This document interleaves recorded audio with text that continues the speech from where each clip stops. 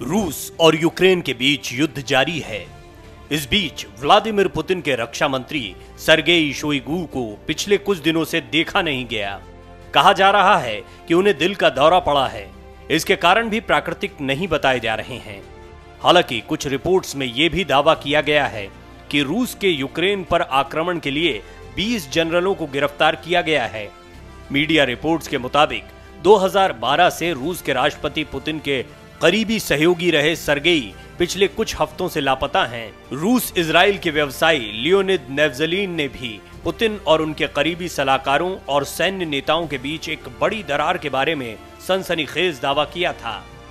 रूस द्वारा यूक्रेन पर आक्रमण शुरू करने के 2 दिन पहले राष्ट्रपति व्लादिमीर पुतिन का एक वीडियो सोशल मीडिया पर वायरल होना शुरू हो गया था। वीडियो में पुतिन रूस को विदेश खुफिया सेवा के प्रमुख सर्गेई नारिश्किन से डोनेट्स्क और लुहांस्क को स्वतंत्र राज्यों के रूप में मान्यता पर अपने रुख के बारे में स्पष्ट रूप से बोलने के लिए कहते हुए देखे गए थे। नारिश्किन को भी उनके सबसे करीबी सहयोगियों में गिना जाता है।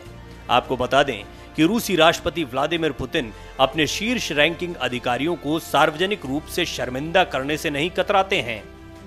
सोशल मीडिया पर वायरल हो रही एक और तस्वीर में पुतिन एक बैठक के दौरान रूस के रक्षा मंत्री सर्गेई और अन्य से कुछ दूरी पर बैठे दिख रहे हैं। इससे रूसी राष्ट्रपति और उनके शीर्ष अधिकारियों के बीच मतभेद के बारे में अटकलें लगाई गईं। कई लोगों का कहना है कि पुतिन अपने आंतरिक दायरे में यूक्रेन के विषय पर कोई अस्पष्टता नहीं चाहते हैं। पुतिन के लंबे समय से विश्वास पात्र को 2012 में रक्षा मंत्री नियुक्त किया गया था। सर्गेई शोइगु उस समय शीर्ष पर थे जब रूस ने 2014 में क्रीमिया पर कब्जा किया था। कुछ लोग कहते हैं शोइगु शिकार यात्राओं पर रूसी राष्ट्रपति के साथ जाते हैं। 24 फरवरी को यूक्रेन में रूसी सेना के घुसने के तुरंत बाद वो रक्षा मंत्री सर्गेई ही थे जिन्होंने राष्ट्रपति व्लादिमीर पुतिन के निर्देश पर रूस के परमाणु बलों को हाई अलर्ट पर रखा था। हालांकि इस मामले में रूस की तरफ से भी अब तक कोई जवाब नहीं आया है, लेकिन मीडिया में लगातार उनके हार्ट अटैक की खबरें चल रही हैं। वहीं एक यूक्रेनी प्राइवेट एजेंसी ने कहा है कि रूसी रक्षा मंत्री को कुछ नहीं हुआ है, वो चुपचाप कोई खुफिया मिशन में लगे हुए हैं और दुनिया का ध्यान भटकाने के लिए हार्ट अटैक की झूठी कहानी गढ़ रहे हैं।